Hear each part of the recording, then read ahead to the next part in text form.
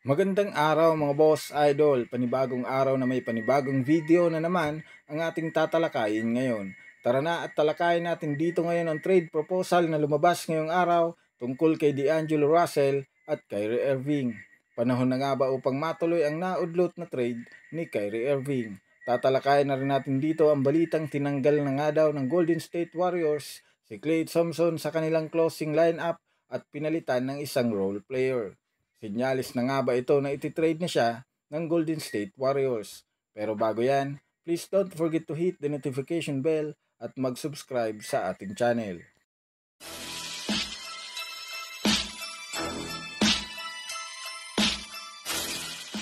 Mga boss, idol, halina at unahin natin ngayon dito ang balita kay Klay Thompson. Kung inyo ngang napanood ang naging laro ng Brooklyn Nets at Golden State Warriors, marami nga dito ang nakapansin na tinanggal si Klay sa ginamit nilang closing lineup. May mga nagsasabi nga dito na dahil nga daw sa pagiging inconsistent ng shooting at laro nito, kaya siya nabangko sa huling minuto ng fourth quarter. Kahit man nga nakuha nila dito ang panalo sa score na 109-98, hindi pa rin naman nga nawawala sa isipan ng mga fans at naninibago sila sa naging role sa larong ito ni Klay Thompson. Marami nga ang nagtatanong kung sinyalis na nga ba ito ng unti-unting paghina at pagbagsak ng kanyang laruan.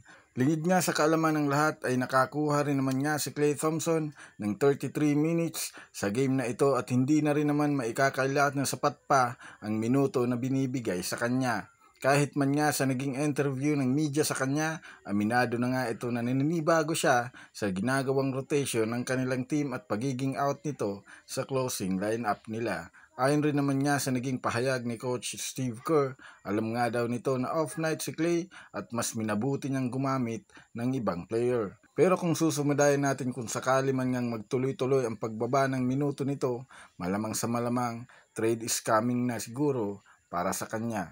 Sa kabilang dako naman tayo mga boss idol tungkol naman kay D'Angelo Russell.